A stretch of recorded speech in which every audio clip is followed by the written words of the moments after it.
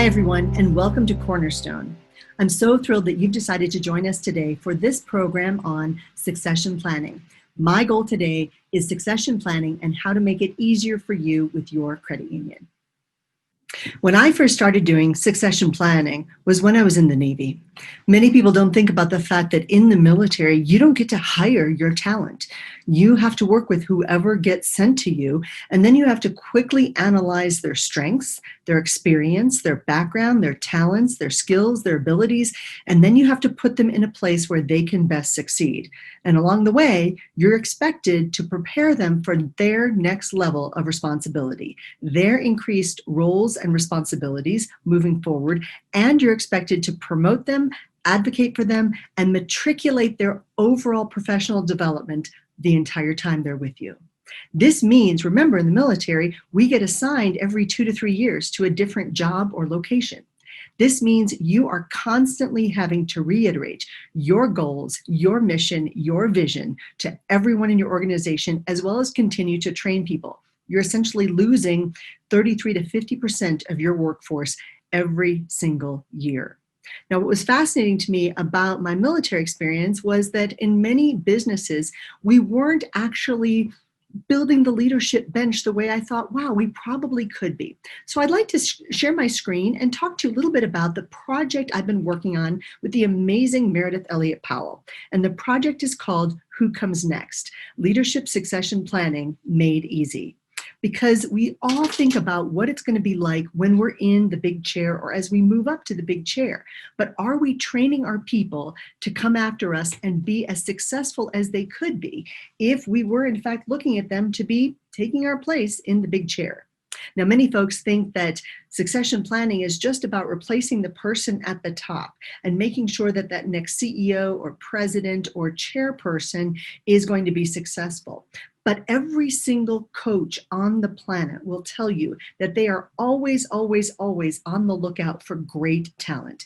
And succession planning is all about answering that question: who comes next? Who comes after me? And what does that look like for organizations to stay viable and become even more successful?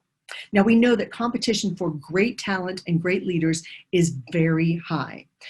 Remember, today is a very different scenario than it was a year ago in terms of talent. Now is a great opportunity for many people to be able to hire the talent they need in order to grow the organization, but it's still very competitive.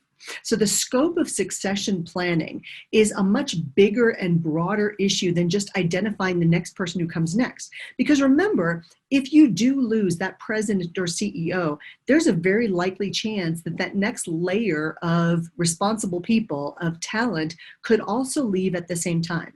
Now, many times we think our CEOs or our presidents are going to retire at a certain age. Well, what if they get attracted to another organization? Or what if they have a personal crisis? The average American thinks they're going to retire at the age of 67, but the average American has to retire at age 63 because of health issues for either themselves, their spouse, another family member, or some other emergency situation. So we can't plan necessarily on those people who say, yes, I'm planning on retiring at age 67. They may not be there that long. Some people will be attracted by other offers and they will leave the organization. And if we don't have a great succession plan, then that leaves us wondering, who comes next? We can minimize our key players leaving the company by giving them a viable career path. There's nothing sadder to me than working with an organization where they say, gosh, we've identified Sally as our next person. And then I ask them, well, have you talked to Sally about this? And they say, no, we don't want to talk to Sally about this because we're afraid that if she knows she's going to be the next leader, the next person in charge, she might take her foot off the gas. Well, wait a second. This is going to be the person who's going to lead your organization, and you don't want to tell them that you're grooming them for that. And meanwhile, when I talk to Sally, I find out there's a lot of other firms very interested in her joining their organization. And because nobody has ever told her that she's in line to take that next position of authority, that next position of responsibility, well, chances are pretty good she's going to take it. So we've got to do a really great job of helping our people understand their role in the organization and make sure we've got a plan for long-term sustainability and overall growth for the organization.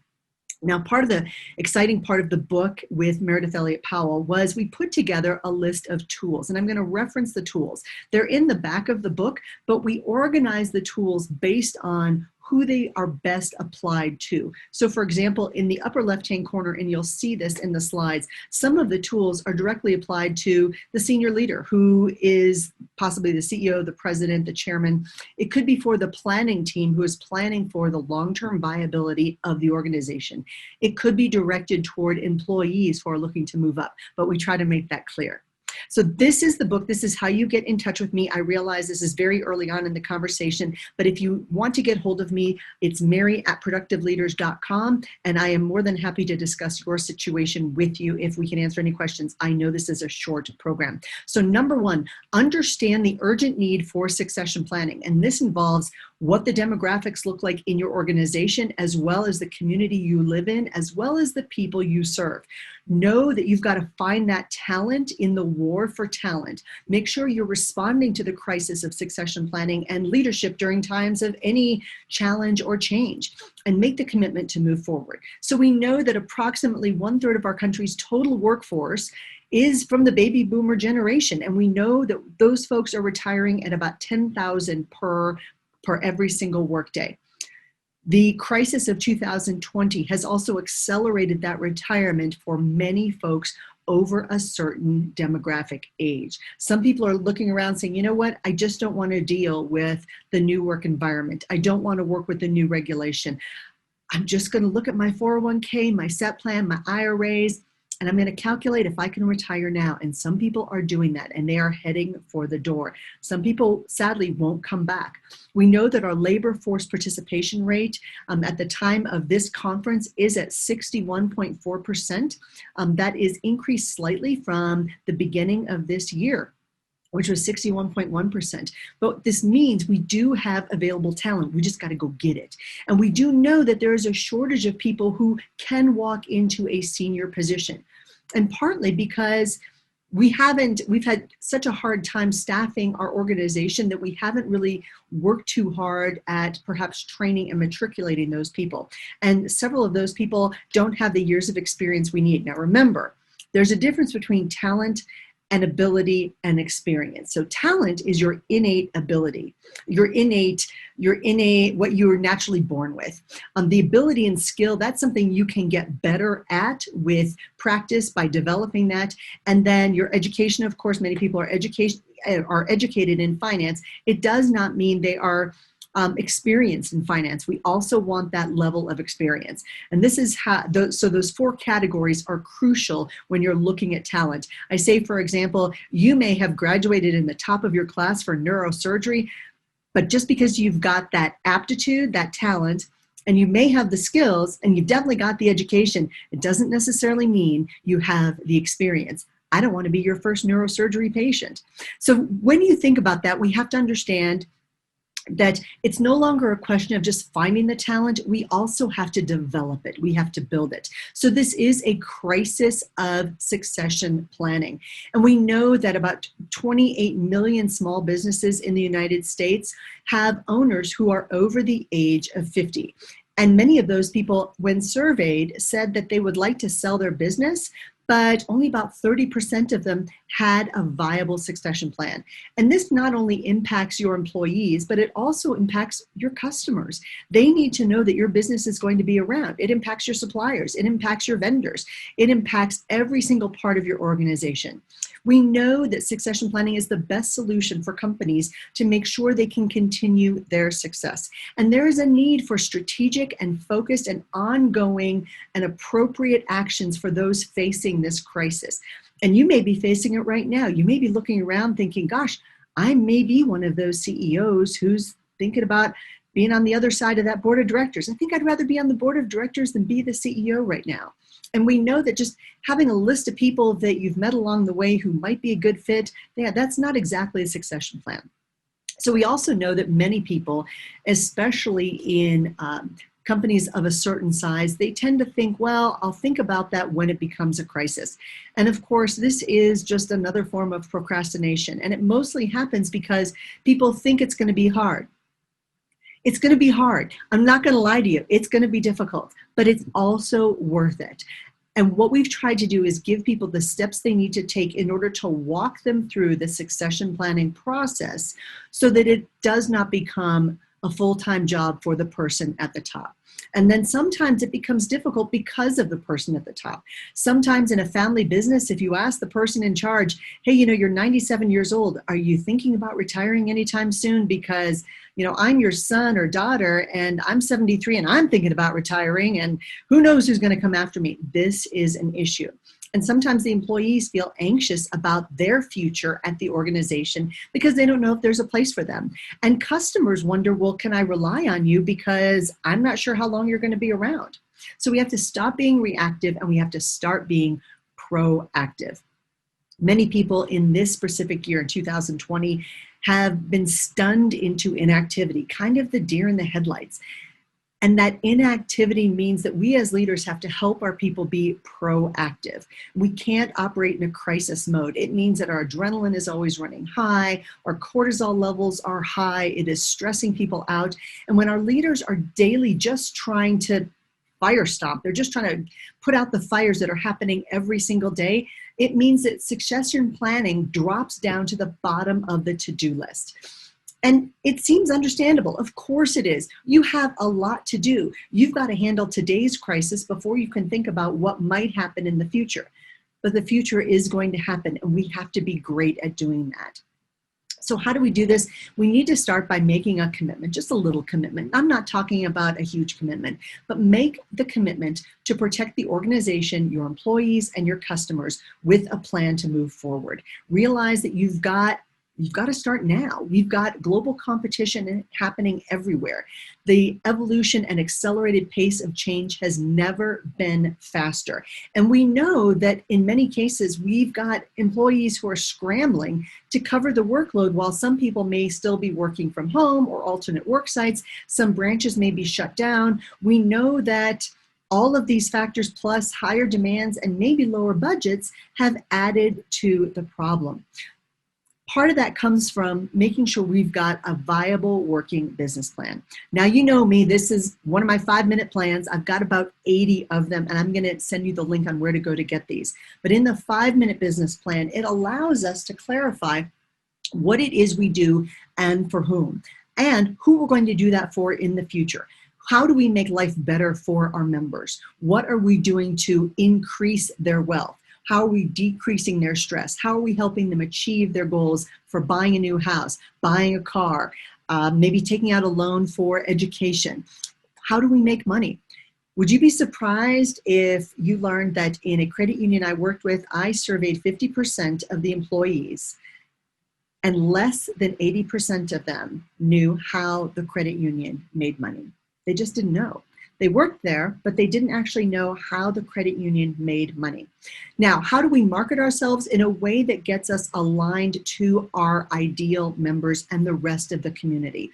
We don't want to waste money on marketing in ways that don't work and in ways that are not cost effective. And then how do we climb that management mountain? Are there things that we could outsource? Because guess what? Maybe someone retired. And we can outsource that job, or we can find someone else to do it at a lower cost. And how do we know when we're successful? And will our employees tell us? Will our members tell us? Or do we just know because our board of directors hasn't fired us yet? That's not exactly what I'm hoping for. Now, this is an example of some of the tools that are in the back of the book, but also in the back of the tools library book. And that's a separate, it's a separate book, and it also has a vault so that it's downloadable. It's a PDF form, and ideally this will help you as well. But this is a succession turnover checklist. And you can see this is for the succession planning team. And it talks about how does that specific person, and you need to do this for every single member of the organization or every single job. So maybe all your tellers might fit this particular job, but you need to know what it is your people are doing. So where do they spend their time? And then you get specific. What goals are part of that job? What does the organization look like for those people? What budgetary issues do you have to consider? And are there legal issues? So this is kind of a starting place for the planning team. And we have these checklists throughout this book. So as we move forward on this, number 2, exploring the mind of the outgoing leader. Now, I get to work with some family businesses, and this is always fascinating because every family, like every business, is different. And we have to understand the challenge of the person who may be the founder of the organization, or maybe they took it from one small store to an entire chain across the United States, or grew it multinationally. Maybe they overcame certain challenges and regulations and figured out a better product, a better way, a better delivery system. But in any case, we have to consider what it looks like for that person who may be leaving the organization that they consider, well, their baby. And what happens if those top leaders just don't want to discuss their own retirement, or they don't want to think about a day when their name isn't on the big door? Or what if you're that person and nobody wants to bring it up with you because they're afraid of what the answer might be? So the mindset of the outgoing leader, if it's a little bit of denial or resistance, could be an obstacle. And we have to understand what the challenges look like. For many people, if you're at the top or close to the top or wherever, not having a job to go to every single day could represent a sense of loss. It's a loss of purpose. It's a loss of maybe that feeling of prestige within the community, and a loss of power in your own mind. Maybe it's a loss of camaraderie. I know that for a lot of people who leave the military, the loss is that sense of camaraderie, that sense of a higher purpose, a sense of, hey, I've got other people who have my back. And for many people, building that legacy over 20 or 30 or 40 or 50 years or even more, that stops when they walk away. So this can be very, very difficult. And for most, especially family businesses or founder-run businesses, that is, well, it can be resistance. And if you're that person at the top, we would love for you to talk to a trusted advisor about your perceptions of what your retirement looks like and how you can continue to thrive in your own retirement. Do you dream about retirement, or do you dread the day that you have to walk away for good? Have you already made exciting plans for that part of your life, or does it make you so uncomfortable that I did have one man who very recently said, they're going to drag me out of here when I'm dead. And I'm actually worried this is going to happen. I'm worried that somebody's going to show up on Monday morning and walk into Fred's office and they're going to find Fred. I'm a little bit worried about that. So sometimes the obstacles are, I don't really trust anyone to take over. We hear that a lot. It's understandable and it may be warranted. And of course, the way to get over that is to help other people, delegate tasks to other people, and train other people so that you are comfortable with the level of talent coming after you. And this means increasing the responsibilities now. This also takes some of the burden off you now if you're the person in charge. Provide more shadowing opportunities directly with the leaders. Again, assess the skills of the people you have. And in many cases, some of my senior leaders say, but nobody knows what I know. Also, probably a true statement. Then you gotta teach them. Now is the time. A great succession plan starts years before you're thinking about stepping down, years before that second tier of talent, your VPs, your directors, are thinking about leaving, because you want it to be a seamless transition. Sharing information with other people should start now, and this is a great way to overcome the obstacles. So for the top executive, overcoming the obstacles might be helpful to use the obstacles assessment, and there is one of these for other team members as well. And some people worried that nobody can replace me. Some people say, well, what if I'm too easily replaced? Then they feel a sense of lost value for themselves, and that can be tough. Some people are worried about a loss of identity. Some people worry about that loss of prestige or power, like I said. Some people worry about not having that purpose and meaning in life and a reason to get out of bed in the morning. Some people worried about being bored. What am I going to do all day? I don't like golf. My knees hurt, so I can't play tennis. What do I do? Our gentle suggestion, we have a series of suggestions in the book, is to take your talent, skills, and abilities that you've developed over the years and put them toward another endeavor, but one that also allows you to continue to contribute in meaningful ways. Some people worry about the future success of the organization. But one of the points in the military we say is that if you can't be replaced, you can't be promoted. Not that promotion is the ultimate goal, but we have to understand that our job is to back each other up. And that means redundancies in what people know and who can step in case something happens or when something happens. Some people say, I don't completely trust anyone else to take over, as we said. Nobody else will be as dedicated as me. Yes, we hear that a lot too, because if you started that business, it is your baby. And you want to make sure that the people who are coming after you take great care of the organization. And then again, that worry about the loss of experience. Interestingly enough, we have obstacles also for the planning team, that our current CEOs are, by the way, about 6 or 7 years older than they were 20 years ago. And here's why. Because you have to know more about three things: budgets, regulations, because goodness knows we've had a lot of them, and personnel issues. We've got to be better at those now than we've ever been. But there's an obstacles assessment also for the planning team, and we don't have time to go over all of these, so I'm just letting you know it's there. And then there's an obstacle assessment for specific family business owners and family concerns. And some of you may be involved in that as well. Then we look hard at what you can do right now, today, that will help you prepare mentally as well as help your people prepare for their increased roles and responsibilities. And this means delegation. A lot of leaders mistakenly think that delegation is something you give to someone else because you don't want to do it. That's not true. Delegation means giving other people the opportunity to shine and helping them develop experience and skills in a way that you are their safety net. You're their hammock. You are there to back them up and guide them along the way.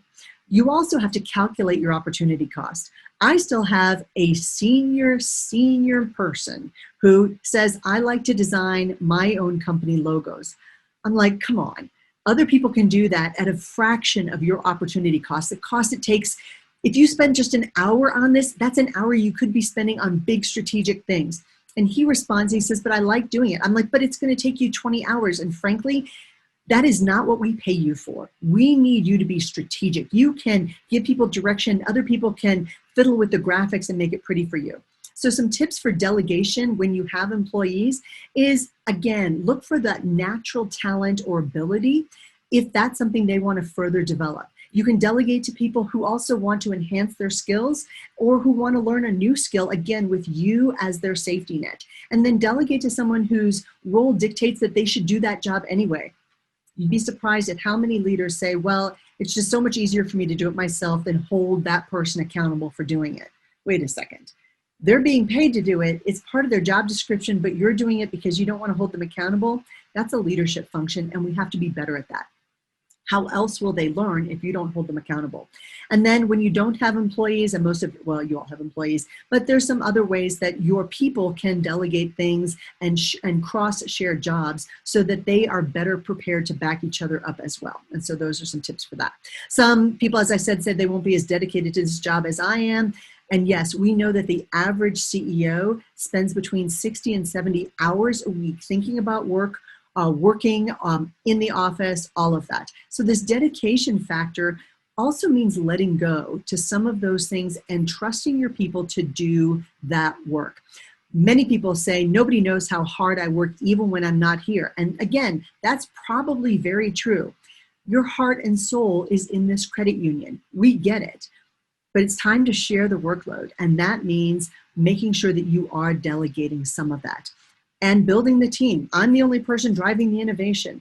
Well, that means you need to allow people the freedom to take more risks and drive that innovation for you. If you think you're carrying that burden by yourself, implement changes right away and build the corporate culture that encourages and rewards creativity from every single employee.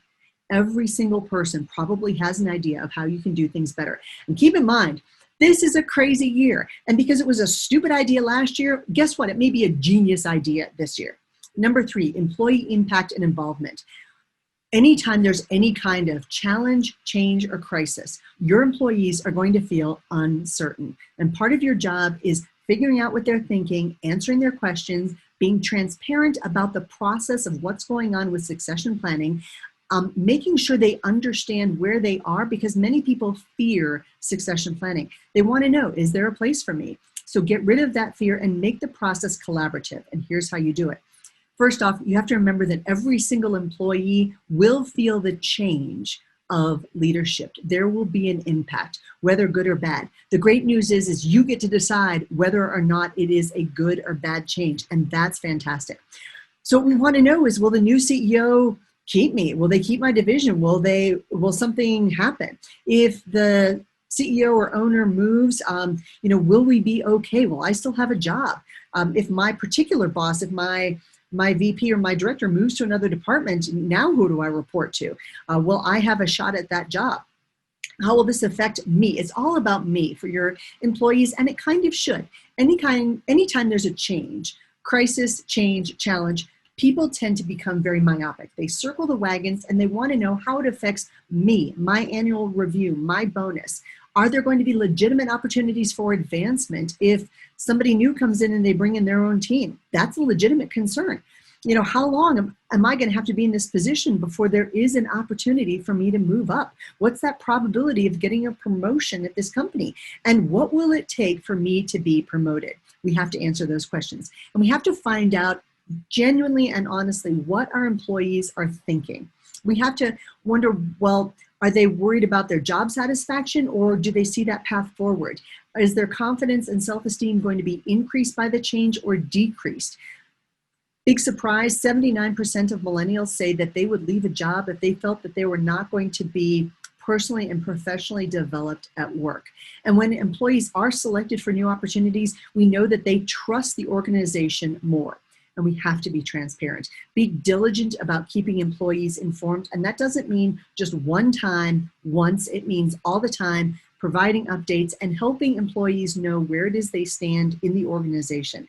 Keep your employees informed every step of the way, because we all know that uncertainty breeds fear and frustration. Fear and frustration means a loss of productivity. We have to alter that perception of turnover. Most people are hardwired to resist change. The habenula of our brain doesn't like it. It's what's kept us alive, these habits and routines up till now, so we don't really like change. We love the familiarity of our normal routines and the people around us. We don't have to love everybody, but we like the familiarity. And we oftentimes do feel as humans uncomfortable when something, smashes that status quo. So remember, in the military, as I said, a lot of people don't realize that we have to deal with this all the time. So we have to have what's called turnover by design.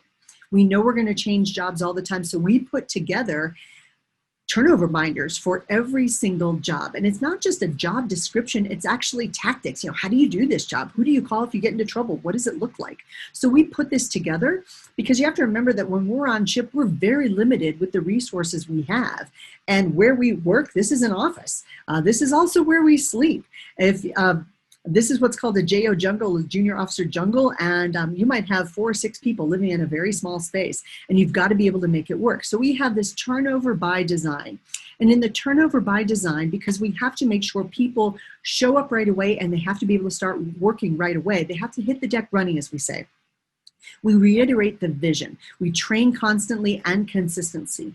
And we also plan for our replacement's success. We know that we're not going to be in the job more than 2 or 3 years, and we want to make sure that part of our legacy means that the people coming after us take great care of our people and that they succeed. So a great turnover means everything in a military job. And some of my best jobs where I was able to be successful was because the person who came before me had laid out the organization in a way that I would be successful and spent time briefing me on the things I needed to be smart at really quickly.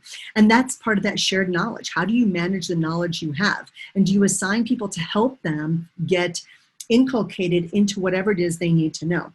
Now, Teresa Kelly, another Navy commander, said, something my first chief taught me was to lead that so that if you don't show up one day, everything runs perfectly because you have trained your people well. When you make yourself irreplaceable, you are actually letting the organization down. And I think this is so wise. We have to know that. And by the way, when we give tours on ships, people are always surprised to find out how many people we can put in a small space. So why succession planning matters to your customers. This is a part a lot of people miss, and I want to hit on that because you have to communicate the strategy, you have to strengthen the relationships, and you have to reassure that you are able to deliver your product, your service, whatever it is you do. So communicate your long-term strategy. Really quickly, when I was 21 years old and a brand new baby ensign out of the Naval Academy, I went to my boss and I said, I think I should be smart about money. I don't really know what to do. This was before I got the PhD in economics. And I said, what do you do? And he said, oh, I've got a financial advisor. I'll set you up an appointment with him. He's great. I was excited. I went over to meet with this man who very kindly and very generously gave me an hour of his time. And he explained things that, well, as a 21-year-old in the 80s, I had never heard of them. He explained to me what an IRA was and what a mutual fund was and what a stock was. Remember, I went to an engineering school. And he was very kind with his time.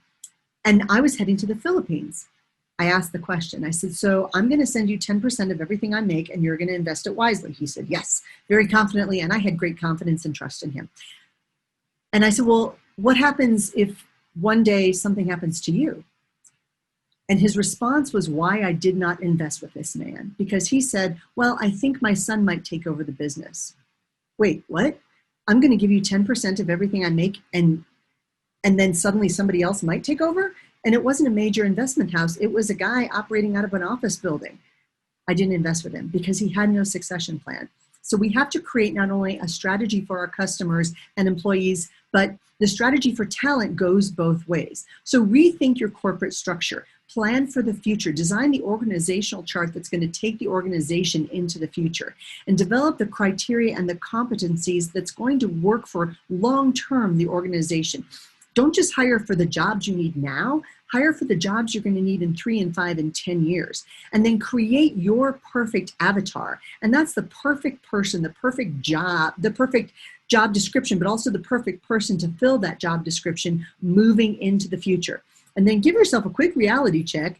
Does this look viable? Does this make sense? Get employee feedback and then design those talent pathways that's going to move you into the future. So when we look at this, we might look at some of those competencies as business judgment, conflict management skills, crisis management skills and experience, decision-making skills, emotional intelligence, entrepreneurship, financial acumen, pretty important in this business, industry knowledge, and what does that look like and what you're specifically looking for, whether or not they have the ability to influence the community, their integrity and their moral courage, what kind of interpersonal skills do they have, what kind of networking and relationship building do they have, what kind of strategic thinking do they have, what kind of talent development, and what is their vision moving into the future. And then as we get into that, we know we've got to troubleshoot the succession planning process the entire time because this is a work in progress. Don't expect immediate perfection. Know that you will constantly have to adjust and you're going to come across obstacles. You know, what if I don't want to discuss my future succession? What if I don't want to step down? What if the heir apparent is the wrong person? What if we've got high turnover? What if people are anxious? What if?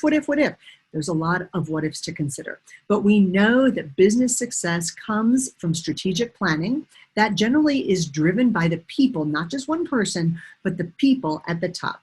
And we know that we have to develop a leader's mindset at all levels of the organization in order to propel the business forward. And we know we have to, like a great coach, build our leadership bench so that the people we have lined up have the skills, talents, education, and experience to step into that role and be successful when that time comes.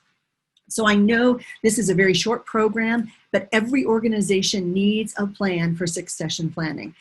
And it's hard to do. Communicate again with your customers, with your members about the change. Identify gaps in your current succession plan. Decide what succession planning model you want to adopt to make that process easiest and most viable for your organization. Find your next generation of leadership within your organization if possible. If it's not there, then you're going to have to go outside the organization. Handle the unique emotional complexities of succession, especially if there are family members involved and by family, I don't always mean just blood family, I mean long-term. If you've got a core of people who have worked in your credit union for 30 or 40 years, that's a family and it operates like a family too.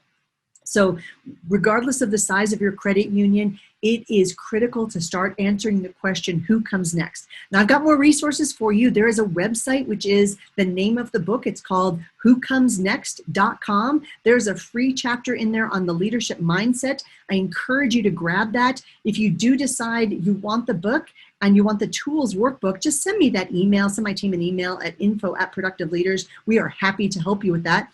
And if you would like a secret peek into the business and leadership vault, Please use join by text on your phone. Please text the word dog, D-O-G, like my office manager who is sitting next to me right now, dog, D-O-G, to the number 66866. 66866, and just send the word dog, and you're going to get the entire 5-day business challenge launch, which talks about sales and marketing and focus and that business plan and a leadership plan and a vision plan and a lot of things that we just didn't have time for today. So in conclusion, thank you so much for thinking hard about your succession plan and succession planning for your organization. And again, if there's anything I can do to help, please let me know. This is my email. It's mary@productiveleaders.com, and I'm happy to help. Thanks again for your time. Have a great conference.